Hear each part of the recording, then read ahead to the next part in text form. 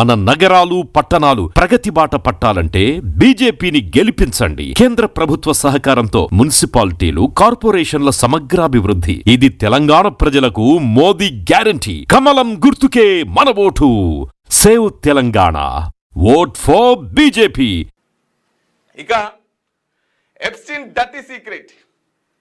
ఒకేసారి 20 మంది యువతులను తల్లులు చేయాలని ప్లాన్. వీందైతే ఘోరం. వింది తవ్వుతున్నా కొద్దీ అసలు మనుషులు గిట్ల కూడా బతుకుతారా? మనుషుల ఆలోచనలు గిట్ల కూడా ఉంటాయా? ఇంత క్రూరంగా ఉంటాయా? ఇంత నీచంగా ఉంటాయా అని చెప్పేసి సమాజం, సభ్య సమాజం, మనుషులంతా వీని అకృత్యాలు, వీని చేష్టలు, వీని ఆలోచనలు, వీనికి బడా బడా వాణిజ్య వ్యాపారవేత్తలు, తర్వాత సైంటిస్టులు, తర్వాత పెద్ద పెద్ద లీడర్లు, వీళ్ళంతా వీళ్ళకు సోపతులు. సైంటిస్టులు, వ్యాపారవేత్తలు, పొలిటికల్ లీడర్లు.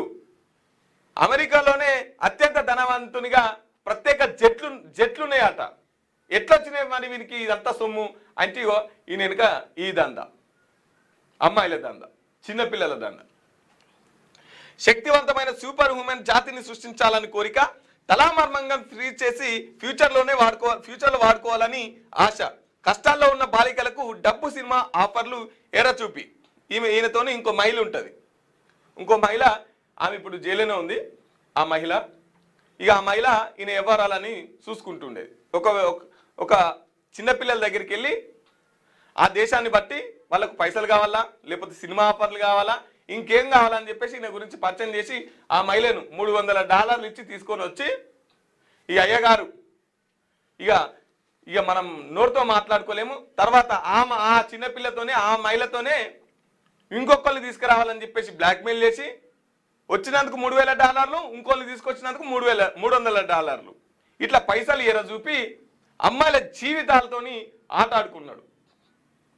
ఇక విని తవ్వుతున్న కొద్దీ ఇంకా విని బుద్ధి చూడు.